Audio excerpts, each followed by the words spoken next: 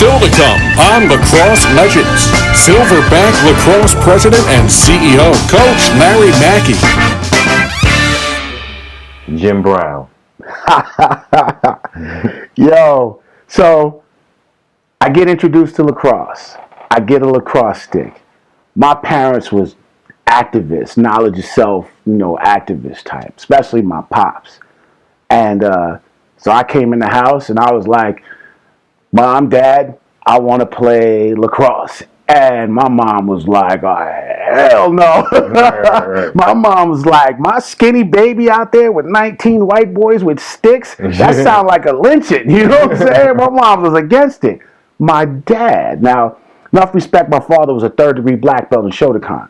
So I've been learning how to fight since I was young. So he was like, I ain't worried about him. Let him go play that.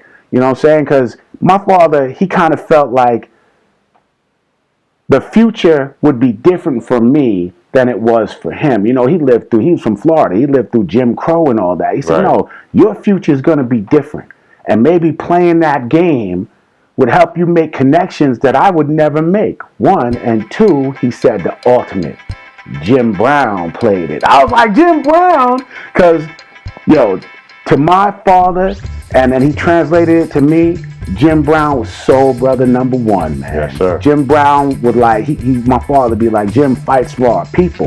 He conscious about our folks, you know what I'm saying? He cares, When people say Jim Brown, obviously I grew up, it was like the 70s and 80s. You see the old footage, but I always think of Jim Brown, I always think of Three the Hard Way. Right. Jim Brown shooting 12 Nazis with a 6-shooter. Right. You know what I mean? Right. I always think of that and the Dirty Dozen. Right. So he was always a hero in our household. But then to know that he played this game that not a lot of brothers played, that must have took heart on his part. Right. And my father was like, yo, if you got the heart to do that, like Jim Brown had the heart to do that, I support you playing that game. And so enough respect that I got out there and you get punched in the mouth, but I had to get up every time because Jim Brown would get up every time. That's right.